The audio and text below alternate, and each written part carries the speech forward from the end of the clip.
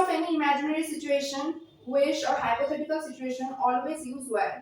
In case of any imaginary situation, हम लोग कभी भी सोचते हैं ना कि काश ऐसा होता तो ऐसा होता, और हमारी अगर कोई विश है और कोई hypothetical situation means वो actual में present नहीं है, it's actually not present, but we are imagining it to happen, right?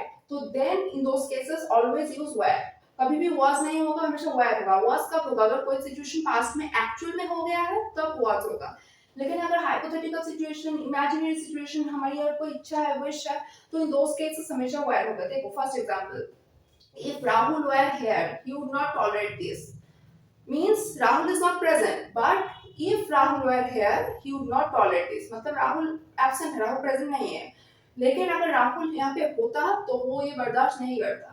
देखो next example, I wish I were the president of India, means I am not the president of India, but it's my wish कि काश मैं president of India होती, तो तब I wish I were the president of India, हमेशा वर होगा.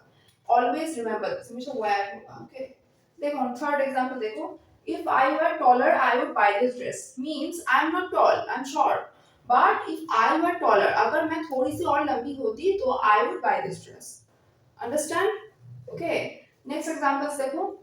Then if I were not at this party I would be chilling at my home.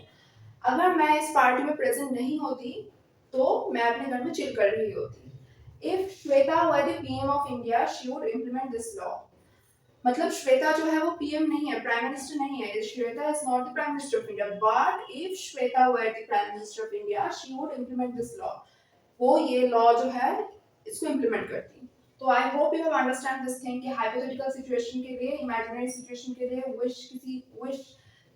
Wishful situation के लिए हमेशा वी यूज वेयर. ओके, ना कि वाज होगा, ना कि इज होगा, कुछ भी नहीं होगा, सिर्फ और सिर्फ वेयर होगा. If you like this video, then please subscribe to my channel.